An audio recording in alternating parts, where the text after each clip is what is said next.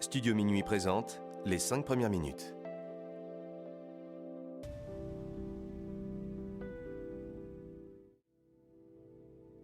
Notre-Dame de Paris de Victor Hugo. Notre-Dame de Paris est un roman historique de Victor Hugo, publié en 1831. Le titre fait référence à la cathédrale Notre-Dame de Paris, qui est un des lieux principaux de l'intrigue du roman.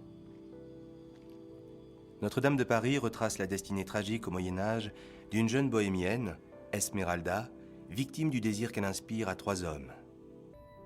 Convoitée par l'archidiacre Frollo, elle est enlevée sur son ordre par le sonneur de cloche difforme de Notre-Dame, Quasimodo. Puis Esmeralda est sauvée par le beau capitaine Phébus, dont elle tombe amoureuse. Mais Frollo, l'archidiacre, jaloux, tue Phébus et n'intervient pas lorsqu'Esmeralda est accusée de ce meurtre.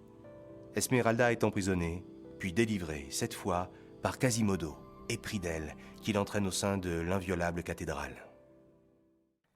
Livre premier. La Grand Salle. Il y a aujourd'hui 348 ans, 6 mois et 19 jours que les Parisiens s'éveillèrent au bruit de toutes les cloches sonnant à grande volée dans la triple enceinte de la cité, de l'université et de la ville.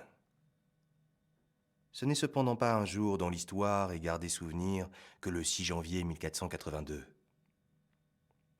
Rien de notable dans l'événement qui mettait ainsi en branle, dès le matin, les cloches et les bourgeois de Paris.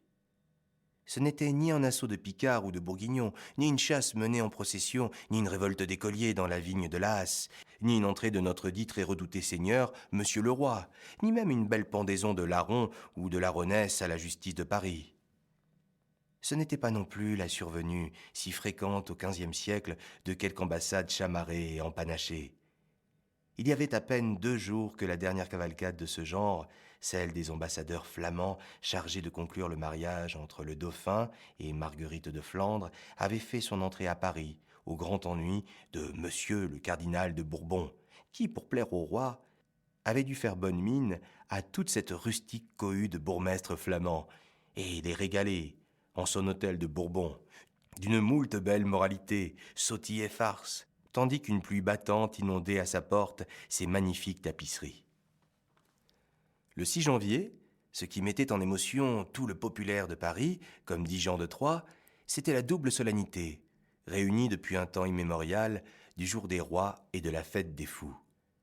Ce jour-là, il devait y avoir feu de joie à la Grève, plantation de mai à la chapelle de Braque et mystère au palais de justice.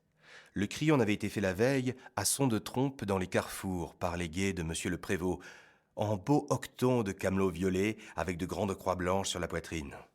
La foule des bourgeois et des bourgeoises s'acheminait donc de toutes parts dès le matin, maisons et boutiques fermées, vers l'un des 3 endroits désignés. Chacun avait pris parti. Qui pour le feu de joie, qui pour le mai, qui pour le mystère. Il faut dire, à l'éloge de l'antique bon sens des badauds de Paris, que la plus grande partie de cette foule se dirigeait vers le feu de joie, lequel était tout à fait de saison, ou vers le mystère, qui devait être représenté dans la grande salle du palais, bien couverte et bien close, et que les curieux s'accordaient à laisser le pauvre mai mal fleuri grelotter tout seul sous le ciel de janvier dans le cimetière de la chapelle de Braque.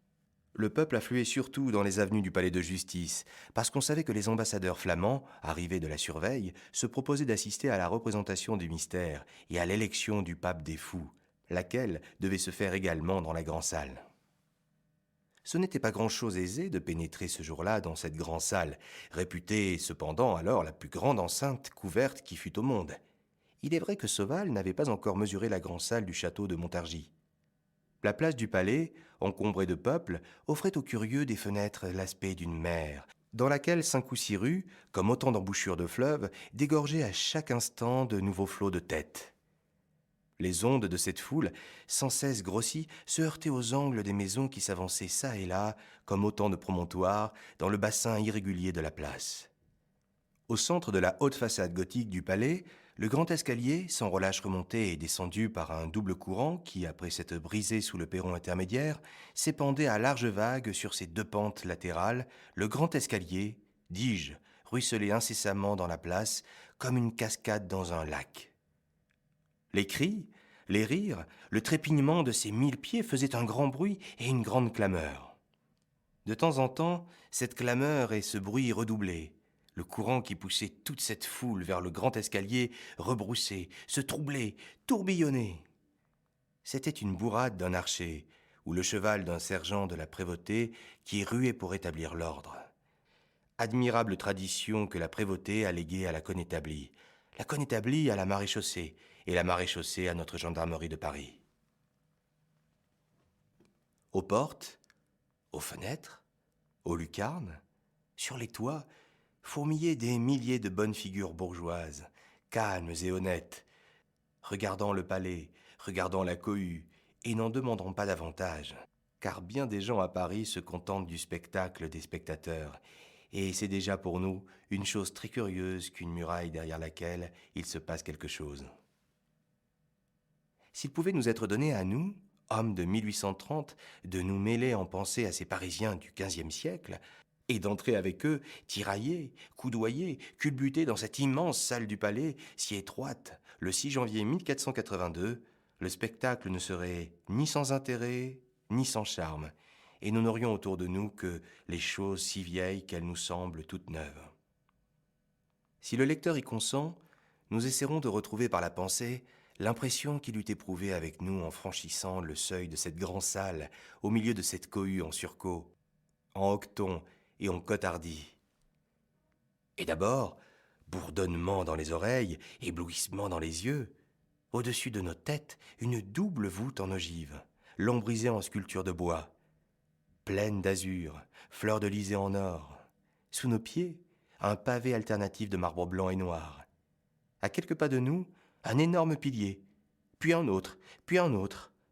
En tout, 7 piliers dans la longueur de la salle, soutenant au milieu de la largeur les retombées de la double voûte. Autour des 4 premiers piliers, des boutiques de marchands, toutes étincelantes de verre et de clinquants. Autour des 3 derniers, des bancs de bois de chêne, usés et polis par le haut de chose des plaideurs et la robe des procureurs. Alentour de la salle, le long de la haute muraille, entre les portes, entre les croisées, entre les piliers, l'interminable rangée des statues de tous les rois de France depuis Pharamond. Les rois fainéants, les bras pendants et les yeux baissés, les rois vaillants et bataillards, la tête et les mains hardiment levées au ciel. Puis aux longues fenêtres ogives, des vitraux de 1000 couleurs, aux larges issues de la salle, de riches portes finement sculptées, et le tout, voûte, piliers, murailles, chambranles, lambris, portes, statues, recouverts du haut en bas d'une splendide enluminure bleue et or qui déjà, un peu ternie à l'époque où nous la voyions, avait presque entièrement disparu sous la poussière, et l'étoile d'araignée en l'an de grâce 1549, où Dubreuil l'admirait encore par tradition.